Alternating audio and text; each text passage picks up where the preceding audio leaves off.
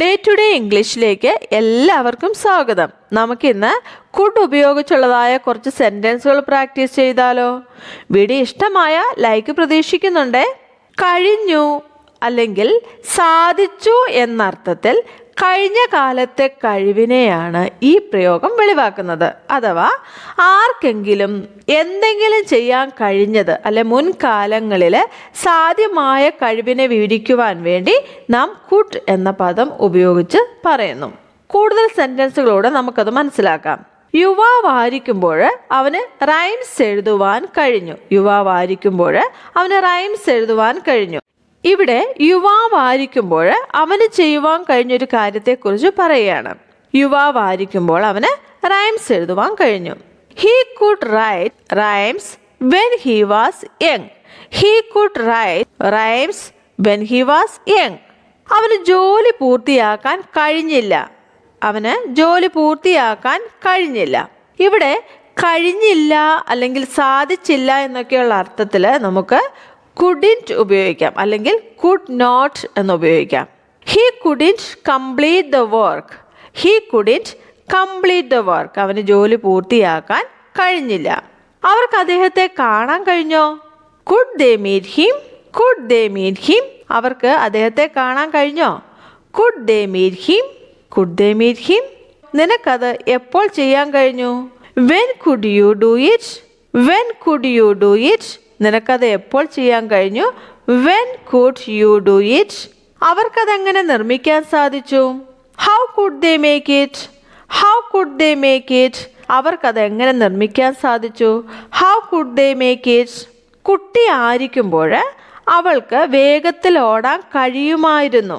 അതെങ്ങനെ പറയാം? She could run fast when she was a child. She could run fast when she was a child. കുട്ടിയായിരിക്കുമ്പോൾ അവൾക്ക് വേഗത്തിൽ ഓടാൻ കഴിയുമായിരുന്നു. മനസ്സിലാകുന്നു എന്ന് വിചാരിക്കുന്നു. ഇനിയും നമുക്ക് കുട്ടിൻ്റെ വേറൊരു പ്രയോഗം നോക്കാം. നമുക്ക് കൂടുതൽ മര്യാദയോടുകൂടെ അല്ലെ താഴ്മയോടുകൂടെ എന്തെങ്കിലും അപേക്ഷിക്കാൻ വേണ്ടി കുഡ് യു പ്ലീസ് അല്ലെങ്കിൽ കുഡ് യു ഉപയോഗിച്ച് ഒരു പൊലൈറ്റ് റിക്വസ്റ്റ് നമുക്ക് നടത്താൻ കഴിയും. ഇവിടെ കുഡിന് കഴിഞ്ഞു അല്ലെങ്കിൽ സാധിച്ചു എന്നർത്ഥം വരുന്നില്ല. ഇതിപ്പോൾ നേരിട്ട് ചോദിക്കുന്ന കാര്യങ്ങളാണ്. കൂടുതൽ എക്സാമ്പിൾസിലൂടെ നമുക്കത് മനസ്സിലാക്കാം. Could you please tell me the way? ദയവായി വഴി പറഞ്ഞുതരാമോ? Could you please tell me the way? ദയവായി വഴി പറഞ്ഞുതരാമോ? Could you please tell me the way? Could you let me your pen? നിങ്ങളുടെ പേനയൊന്ന് കടം തരാമോ? Could you let me your pen? നിങ്ങളുടെ പേനയൊന്ന് കടം തരാമോ? എന്നെ ഒന്ന് സഹായിക്കാമോ? Could you help me? Could you help me? എന്നെ ഒന്ന് സഹായിക്കാമോ? Could you help me? ഈ ബാഗ് ഒന്ന് എടുക്കാമോ അല്ലെങ്കിൽ കൊണ്ടുപോകാമോ? Could you carry this bag please? Could you carry this bag please? എങ്ങനെയുണ്ട്? മനസ്സിലായോ? അതുപോലെ തന്നെ ഇന്ന കാര്യം കഴിയുമായിരുന്നു അല്ലെ സാധിക്കുമായിരുന്നു, പക്ഷെ ചെയ്തില്ല. ഈ ഒരു അർത്ഥത്തിൽ നമുക്ക് കുഡ് ഉപയോഗിക്കാം. പക്ഷെ ഇവിടെ നാം ശ്രദ്ധിക്കേണ്ടത് കുഡ് ഹാവ് വേണം പറയാൻ. അതിനുശേഷം വേർബിൻ്റെ V3 ഫോം വേണം ഉപയോഗിക്കാൻ. ഫോർ എക്സാമ്പിൾ, അവർക്ക് സത്യം പറയാൻ കഴിയുമായിരുന്നു അല്ലെ സാധിക്കുമായിരുന്നു.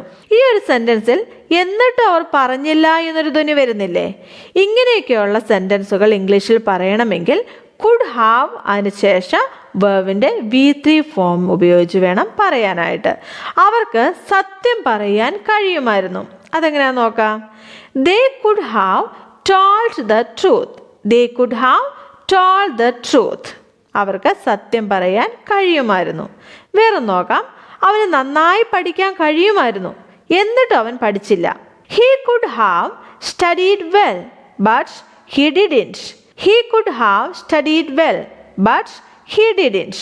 അവന് നന്നായി പഠിക്കാൻ കഴിയുമായിരുന്നു, എന്നിട്ടും അവൻ പഠിച്ചില്ല. He could have studied well, but he didn't. നമുക്ക് ഒരു സെന്റൻസും കൂടെ നോക്കാം. നിങ്ങൾക്ക് എന്നെ ഫോണിൽ ബന്ധപ്പെടാൻ കഴിയുമായിരുന്നു. അതെങ്ങനെ പറയാം? You could have contacted me on the phone. You could have contacted me on the phone. നിങ്ങൾക്ക് എന്നെ ഫോണിൽ ബന്ധപ്പെടാൻ കഴിയുമായിരുന്നു.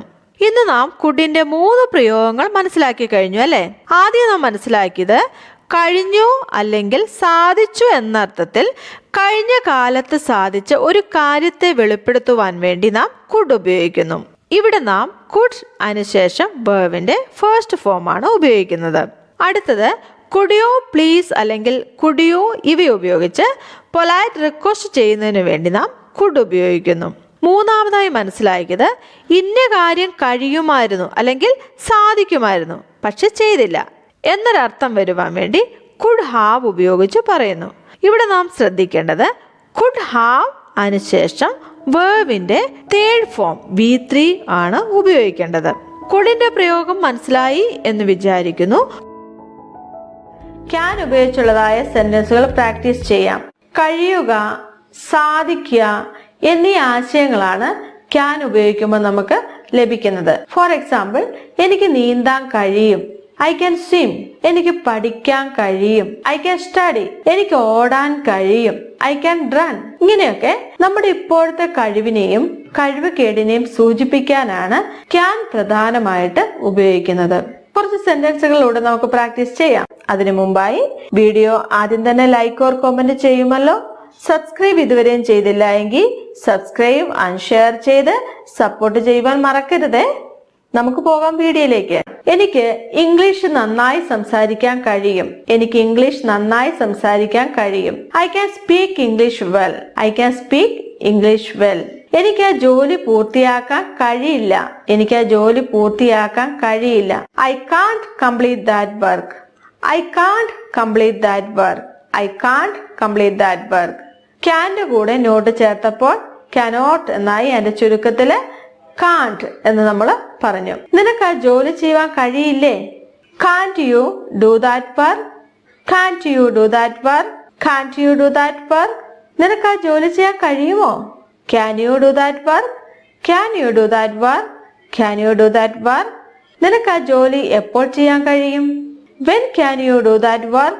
When can you do that work? When can you do that work? അതുപോലെ തന്നെ അനുവാദം ചോദിക്കുവാനും അനുവാദം കൊടുക്കുവാനും എന്തെങ്കിലും ഓഫർ ചെയ്യുവാനൊക്കെ ക്യാൻ ഉപയോഗിക്കാം. ഈ സാഹചര്യത്തിൽ ക്യാന് പകരം മേയും ഉപയോഗിക്കാം. മേ ഉപയോഗിച്ചും പറഞ്ഞു പഠിക്കുക. ഞാൻ നിന്റെ ഫോണൊന്ന് ഉപയോഗിക്കട്ടെ? Can I use your phone please? Can I use your phone please? നിങ്ങൾക്ക് വേണമെങ്കിൽ പോകാം. You can go. You can go. നിങ്ങൾക്ക് വേണമെങ്കിൽ പോകാം. You can go. നിന്റെ പുസ്തകങ്ങൾ ഞാൻ എടുക്കണോ? Can I carry your books? Can I carry your books? Can I carry your books? ഞാൻ നിങ്ങളെ സഹായിക്കണോ? Can I help you? Can I help you? Can I help you? നിങ്ങൾ അതുപോലെ സാധ്യത പ്രകടിപ്പിക്കാൻ നമ്മൾ സാധാരണ can ഉപയോഗിക്കാറുണ്ട്. അതും കൂടെ കൂട്ടി നമുക്കൊരു സെന്റൻസ് യൂസ് ചെയ്യാം. അവൻ വീട്ടിൽ കണ്ടേക്കും, അവൻ വീട്ടിൽ കണ്ടേക്കും, അവൻ വീട്ടിൽ ഉണ്ടായേക്കും. സാധ്യത ആയതുകൊണ്ട് ഉറപ്പില്ല, അവൻ വീട്ടിൽ ഉണ്ടായേക്കും. അങ്ങനെയുള്ള സന്ദർഭത്തിൽ എങ്ങനെ പറയാം? He can be at home. He can be at home. He can be at home. അതുപോലെ തന്നെ മര്യാദയോടുകൂടെ അപേക്ഷിക്കാൻ വേണ്ടി നമ്മൾ can you please എന്ന് ഉപയോഗിക്കാറുണ്ട്. കൂടുതൽ മര്യാദ കാണിക്കുവാൻ വേണ്ടി could you please അല്ലെങ്കിൽ would you please എന്ന് നമ്മൾ ഉപയോഗിക്കാറുണ്ട്. എന്നെ ഒന്ന് സഹായിക്കാമോ? Can you please help me? Can you please help me? എന്റെ വസ്ത്രങ്ങൾ അലക്കാമോ? Can you please wash my clothes? Can you please wash my clothes? അതൊന്ന് കടം തരാമോ? Can you please lend it? Can ഉപയോഗിച്ചുള്ളതായ കുറെ സെന്റൻസുകൾ നമ്മൾ പ്രാക്ടീസ് ചെയ്തു കഴിഞ്ഞു. ക്യാനിന്റെ ഉപയോഗം അവയുടെ അർത്ഥം മനസ്സിലായി എന്ന് വിചാരിക്കുന്നു. കൂടുതൽ സെന്റൻസുകൾ സ്വന്തമായിട്ടുണ്ടാക്കുക, നന്നായിട്ട് പ്രാക്ടീസ് ചെയ്യുക. കൂടുതൽ സെന്റൻസുകളുമായി അടുത്ത വീഡിയോയിൽ കാണാം. May God bless you.